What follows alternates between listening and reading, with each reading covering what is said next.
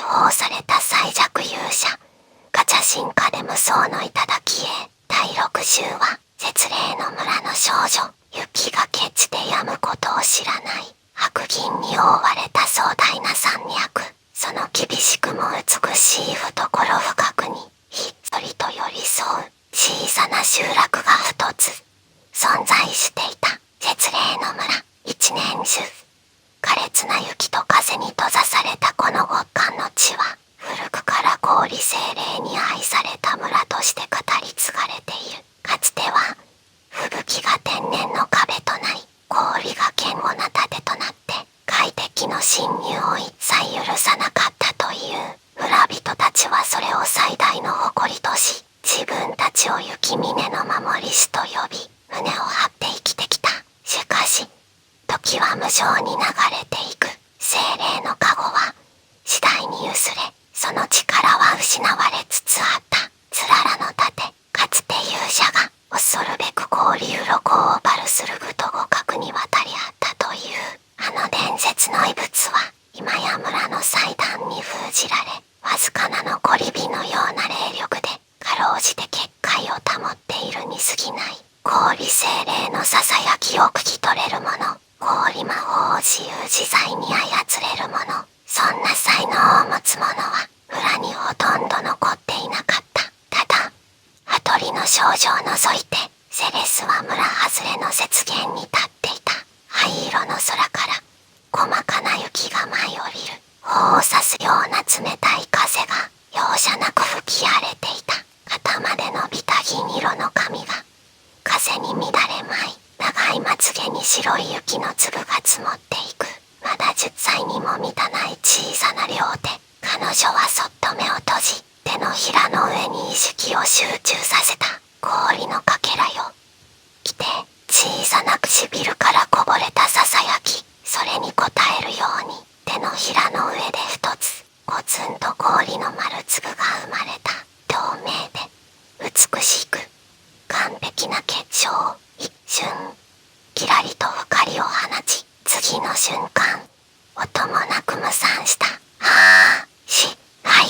セレスは悔しそうに唇を噛み視線を落とす。やっぱりまだ精霊さんには届かないのかな。それでも彼女だけは知っていた。冷たい雪の向こうから届くかすかな声を。それは意味を持った響きではないけれど確かに生きて呼吸している何か。村の誰に話しても笑われ中には気味悪がって距離を置く者さえいた。でもただ太り祖母だけは違っていた。かつて氷精霊の巫女として村を守ってきた祖母はセレスの話を決して笑わなかった。いつも真剣な眼差しで耳を傾け静かにうなずく。その声を決して忘れないでおいで。そう優しく諭しながらも必ず付け加えた。でもね精霊さんは気まぐれだから深入りしすぎてはならないよ。セレスには聞こえていた。風の奥に眠る氷精霊たちのかすかで冷たい吐息がまるで遠い記憶を呼び覚ますような懐かしい響き。そんなある日絶霊の村に久しぶりの外の客人が訪れた。白銀の世界に淡いピンクのコートが溶け込むように揺れ細身のレザーベストに旅人らしい実用的な装備膝まである頑丈なブーツでみゆきを軽やかに踏みしめて歩く若い女性。雪道とは思えぬほど足取りは軽くまるで自分の庭を散策するかのように自然な。柔らかな赤い髪には日だまりのような暖かな輝きがさして揺れ琥珀色の瞳には子供のような純粋な好奇心が宿っている。そして微笑んだ時その唇の端に浮かぶほんの少しだけふと惑わせるような愛らしい魅力。彼女の名はルベリア。遥か南の大都市から招かれた天才魔法使い。村人たちが広場の一角に集まり興奮を抑えきれずにささやき合う。結界の状態を調べに来た。で本当か。王国でも指折りの魔術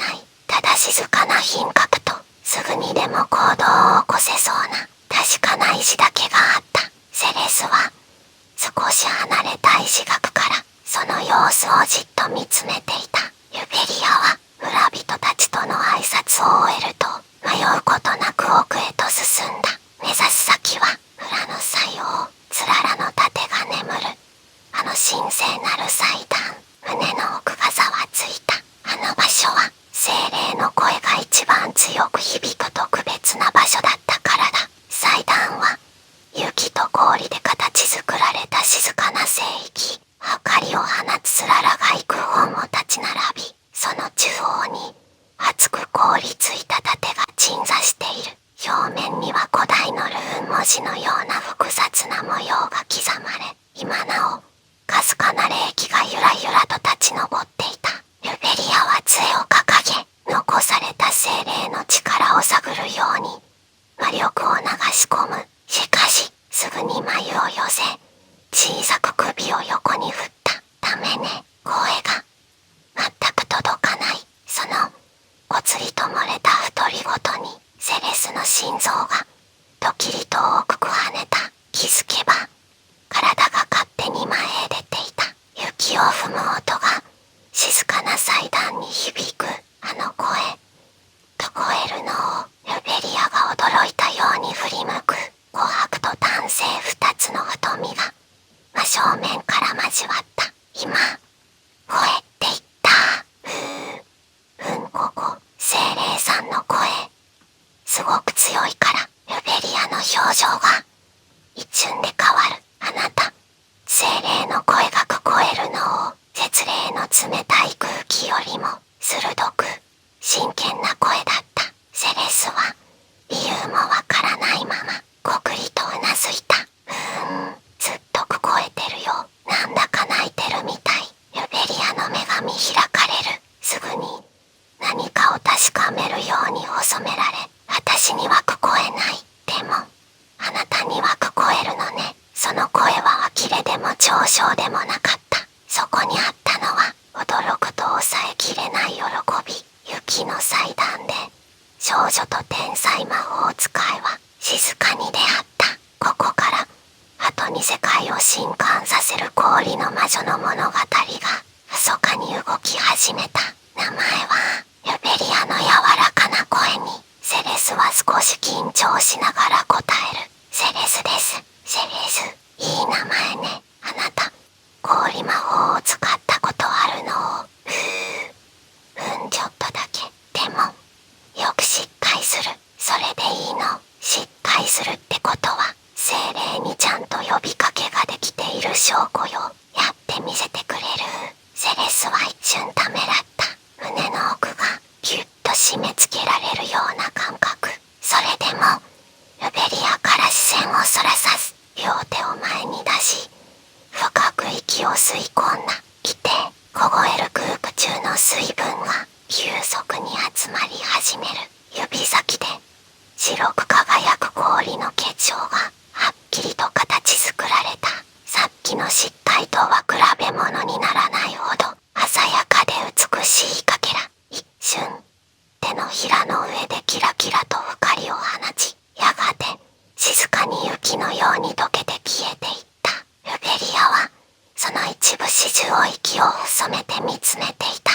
やがてその美しい顔が驚くと喜びの入り混じった笑顔に変わる。すごいわ、本物ね。確かに精霊とつながってる。この年で精霊が素直に答えるなんて、なんて子なの。これほどの才能がこんな小さな村に眠っていたなんて。その言葉にセレスの心臓がドクンとなった。あなたの村、もう氷魔法を使える人はいないんでしょう。だからみんな私のことちょっと怖がってる。怖がってる。ルベリアは首を振り、違うわ。みんなあなたの力に気づいていないだけ。そしてセレスの細い肩にそっと手を置いた。あなたはこの村に残された最後の希望、最後の可能性よ。温かいはずの手なのに触れた瞬間背筋がすっと伸びる。私に弟子入りしなさい。あなたにはその資格がある。弟子は私が、私に聞こえない声をあなたは聞くことができる。精霊とつながる感覚が今この村には必要なの。セレスの胸に複雑な感情が湧き上がる。怖さ、嬉しさ、舞台、全部が一度に押し寄せて足元がふらつく。私できるかな？できるわ。ルベリアは即答した。むしろあなたにしかできないの。外では風が鳴り、山々が低い音を立てている。精霊たちの声がいつもより近くでざわめいていた。セレスはぎゅっと拳を握り顔を上げた。お願いします。ルベリアはわずかに苦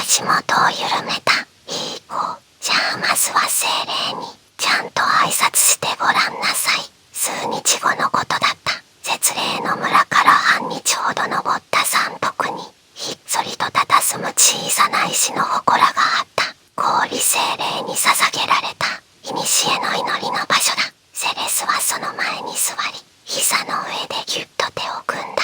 深呼吸を繰り返して耳を澄ます。けれど今日はいつもより声が遠い。焦らなくていいわ。